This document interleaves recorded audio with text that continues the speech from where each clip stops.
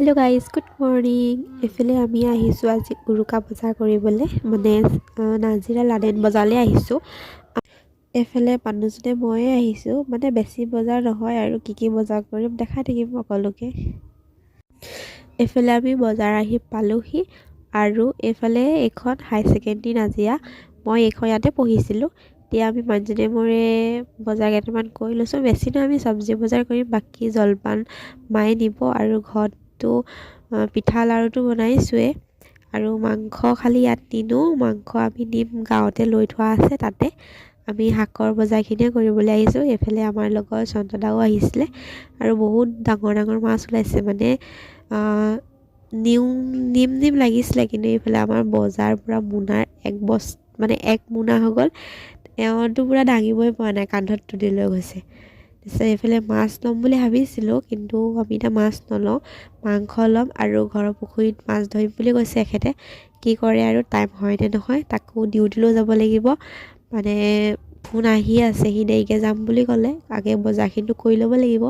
আৰু এইফালে গাড়ীত আহি পালোহি, ডাঙৰ দাদা আহিছে। ডাঙৰ দাদাই বোলে আমাৰ লগতে যাব, তেওঁ সেই বজাৰ কেইটামান কৰিবলৈ তেওঁক লৈ গ'ল।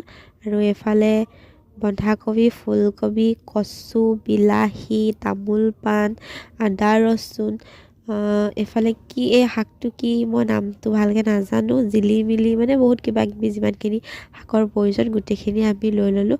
আৰু চবতকৈ স্পেচিয়েল এইটো হৈছে ম'হৰ দৈ, ম'হৰৰ টেকেলি এটা লৈ লৈছোঁ। ইয়াত কিন্তু 250 বুলি ক'লে, আপোনালোকৰ ফালে কেইটকা জনাব। আৰু গৰুৰ দৈ হৈছে 130 টকা।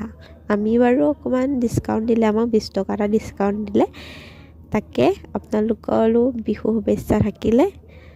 আৰু আমি এতিয়া ৰাতিকৈ পাৰ্টি হ'ব। ইফালে আহি থাকোঁতে দেখিলোঁ গণেশ বাবা, দেখি মনটো বহুত ভাল লাগি গ'ল, যিহেতু বিহুৰ দিন, মংগল হ'ব সকলোৰে। আৰু এইফালে ৰাতিৰ খানা, যিহেতু আজি উৰুকা, এইফালে গাহৰি পোৰা দি থৈছোঁ। আৰু এইফালে মাহঁতে, বৌমাহঁতে আৰু মানে গাঁৱৰ সকলোৱে, আৰু বেছি ঘৰ নহয়, আমি খুব বেছি 5-6 ঘৰ মানে খাইছোঁ। বাকী চবতে সেনেকৈ গোট খাই পেলাই একেলগতে নাই খোৱা, মানে মিলি জুলি কিছুমানে বেলেগত সেনেকৈ খাইছে। আৰু গানটো মানে কপিৰাইট কৰিবৰ কাৰণে মিউজিকটো দিয়া নাই।